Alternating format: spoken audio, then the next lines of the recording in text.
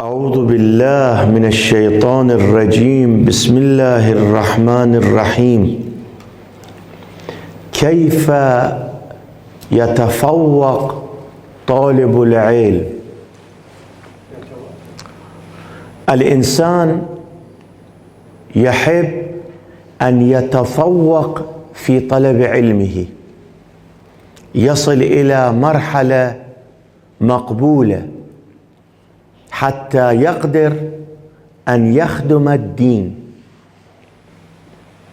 بالنهاية طالب العلم لما تسأل منه لماذا بدأت بهذه الحرفة، بهذه المهنة، يقول لك أريد أن أخدم الدين، غرضي هذا. الإنسان بنية صافية يدخل لخدمة الدين، ولكن بالنهاية الإنسان لابد أن يراعي بعض الأمور ويتوجه إلى بعض الأمور حتى يكسب ملكة التقوى. التقوى لا تحصل بأي طريقة. الإنسان في كسب المراتب العالية لابد أن يراعي بعض الأمور. من جملة تلك الأمور البعد عن الحسد، الاجتناب عن الحسد. الحسود دائم السوق وإن كان صحيح الجسد. الحسود مريض، بالظاهر تشوفه إنسان سالم، ولكن بالحقيقة هو مريض الذي عنده هذه الصفة. آفة الدين الحسد والعوج والفخر. أنت تريد تخدم الدين لابد أن تلاحظ بأن أي شيء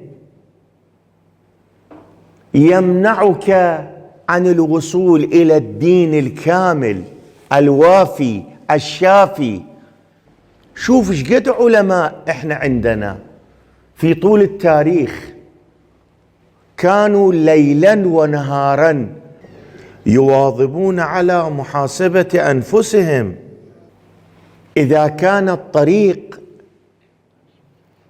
فيه شيء سلبي يتركون ذلك الطريق. افرض يريد يروح من هذه المنطقة إلى منطقة أخرى، إذا المناظر فيه شبهة، ربما النساء لا يراعون الحجاب، كانوا يتركون ذلك الطريق ويبعدون طريقهم حتى لا ينظرون تلك المناظر، حفظا للتقوى، حفظا للاجتناب عن المعاصي.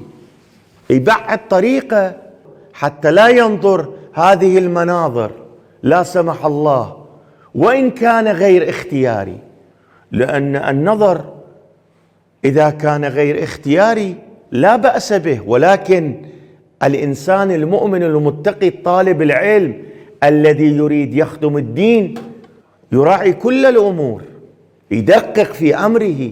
هذا الطريق لما أروح أنا أحتمل، هذا الطريق لما أسلكه احتمال أكو معصية بالطريق، ما أذهب عن طريق آخر حتى أصل إلى ما أريد أصل إليه.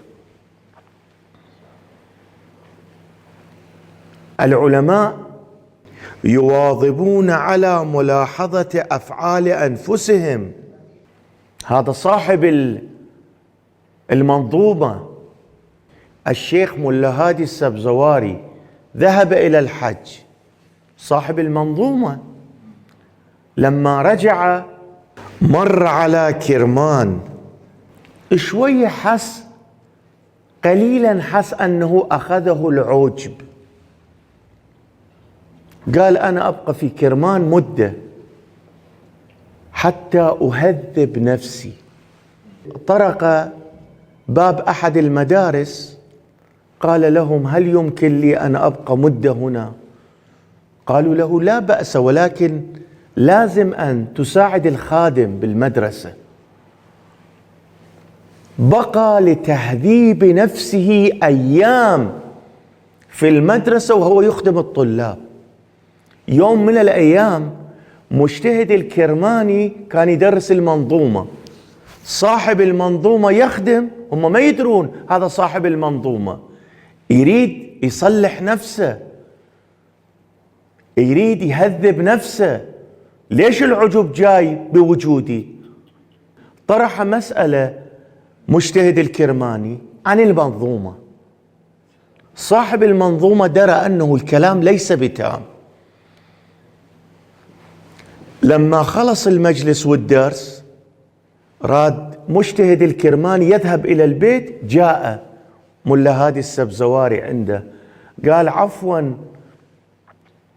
مولانا، هل الكلام الذي طرحتموه من ملا هادي السبزواري هو هذا؟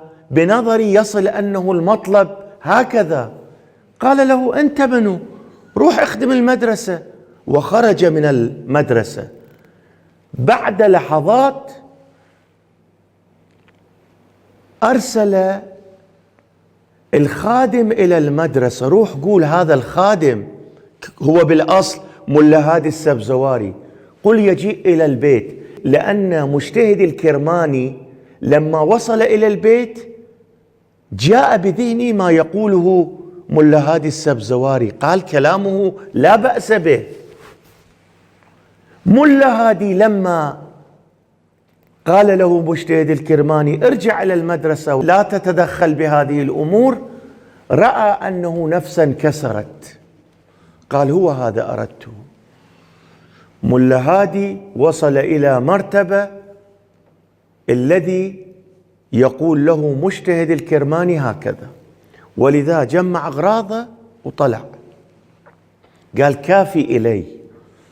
لما جاء الخادم، خادم مجتهد كرماني، إلى المدرسة حتى يسأل عن ملا هادي، لأنه فكروا هذا خادم، قالوا: ذهب من هنا، رحل من هنا.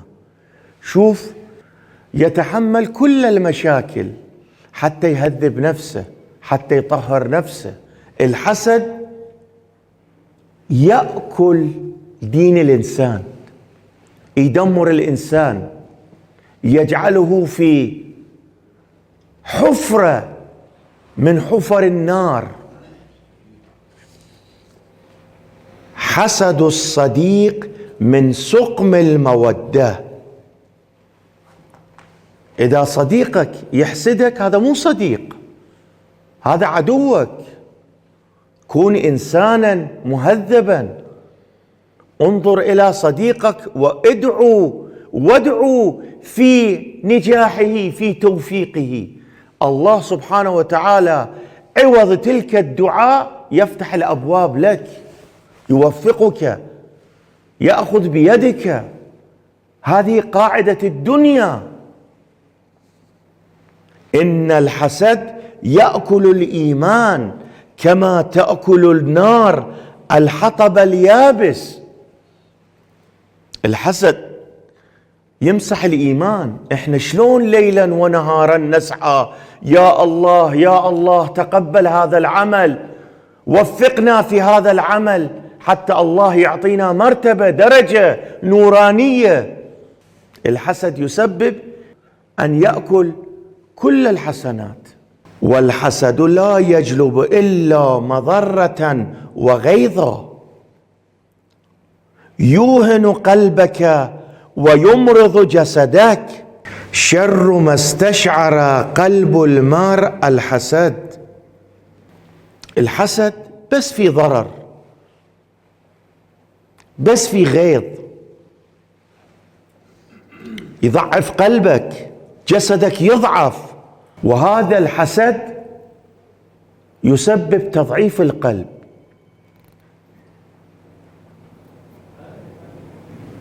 شر لقلبك، لشعورك، لفهمك، يضعف جسدك، يخليك تنهار. ما عندك خلق تدرس، ما عندك خلق تدرس، ما عندك خلق تعبد. على كل هذه قاعدة الحسد. ولذا الأئمة روحي لهم الفداء دائما يرشدوننا إلى أن نجتنب من الحسد. الحاسد مختاض على من لا ذنب له. الحسود عنده غضب، ليش هذا ما يعصي؟ ليش هذا ما يرتكب المعصية؟ دائما يفكر بهذا الشكل حتى يتقدم على الآخرين، يريد الشر للآخرين حتى هو يتقدم. الحسود هكذا، وهذه فكرة باطلة، لأنه بحسادته الله يأخره. الله سبحانه وتعالى يأخذ منه التوفيق. الحاسد يضر بنفسه قبل أن يضر بالمحسود. الحسود يضر نفسه. اتعب بالك إذا حسدت الشخص لك منفعة، لك تقدم؟ لا، الله ما يخلي، الأمور بيد الله. ادعوني أستجب لكم، الطلب من الله. بدون الله لا توصل إلى أي شيء أنت، لا تكسب أي معنوية أنت بدون الله سبحانه وتعالى. الله هو الميزان، هو الذي يعطي، هو الذي يوفق. ولذا الإنسان لا بد دائما أن يريد الصلاح لأخيه، أن يدعو في حق أخيه، أن يطلب من الله التوفيق للآخرين، حتى الله سبحانه وتعالى يأخذ بيده يوفقه، يفتح له أبواب، يجعل النورانية في طريقه. هؤلاء العلماء مثل لنا. شوفوا الله سبحانه وتعالى شلون أعطاهم عزة في الدنيا، والآن قبورهم مشاهد لنا، نروح نتبرك بهم، نطلب منهم يصيرون واسطة لنياتنا، لأغراضنا، لأنهم سلكوا الطريق الصحيح، مشوا على منهاج أهل البيت روحي لهم الفداء، سمعوا نصائح القرآن، نصائح الرسول، نصائح أهل البيت روحي لهم الفداء. أحد النصائح: إذا تريد أن الله يوفقك بعد نفسك عن الحسد. الحسد يأكل الإيمان. وإن شاء الله نستمر بالكلام بالجلسات الآتية، والحمد لله رب العالمين.